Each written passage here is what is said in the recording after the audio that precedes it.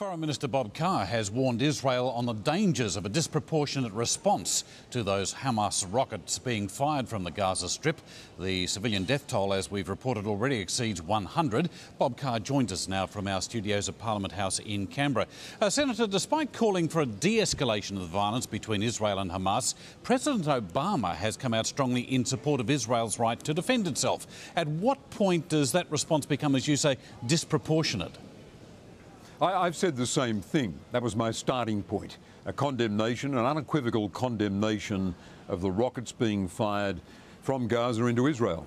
I've said that any country has the right to defend itself, and Israel's no exception. Israel is no special case. If there are rockets fired from an adjacent country, a contiguous country, into any country in the world, that country is going to retaliate. So there's no argument about that, no argument about Israel's right to defend itself. And the source of the problem is the over 1,000 rockets that have been rained down on Israel, and we're talking about population centres. But that said, all of us in the world, President Obama, Foreign Secretary William Hague from the United Kingdom, other Europeans have highlighted the dangers in terms of civilian casualties, Palestinian civilian casualties, but Israel Defence Force casualties should a ground action be undertaken, and that's something Israel's going to have to think very carefully about. Egypt is working as a mediator between the two sides. What can be done to avoid all-out war? There's a lot of hope invested in what the Egyptians are doing. Under President Morsi, Egypt is returning to a leadership role, and regional attempts to secure a brokered peace between Hamas and Israel are our best hope here. I'm very encouraged by the fact that an Israeli negotiator had visited Cairo, very encouraged that Egypt is using its authority with Hamas.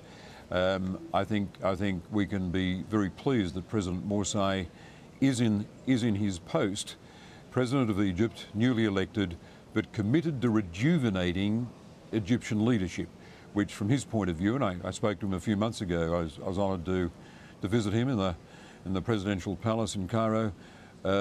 He is committed to giving Egypt again a leadership role.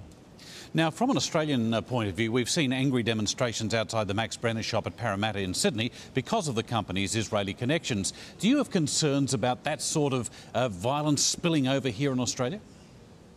Yeah, first of all, I'd say that while everyone in Australia has a right to demonstrate, that should be exercised with restraint and due regard for public safety and public order. I think it's unfortunate that companies are being targeted, and I would deprecate that. To isolate companies that are Israeli-owned, I think adds a very distasteful tone into this discourse. So exercise your right to demonstrate against Israel, but I'd feel more comfortable if Israeli-owned companies weren't being singled out. That smacks of boycott and is very unfortunate. But I just hope, Ron, that out of this we can get a ceasefire, a robust ceasefire that means no more rocket attacks on Israel and therefore no obligation on Israel to respond. And I hope that in that space we can get a resumption of negotiations, long overdue, towards a resolution of the dispute between Palestinians and Israelis, and that means towards a Palestinian state with security guarantees for Israel. Just very briefly, what warnings do you have in place for Australians travelling to the Middle East? We say stay away from Gaza, and we say in respect of Israel, take all due care.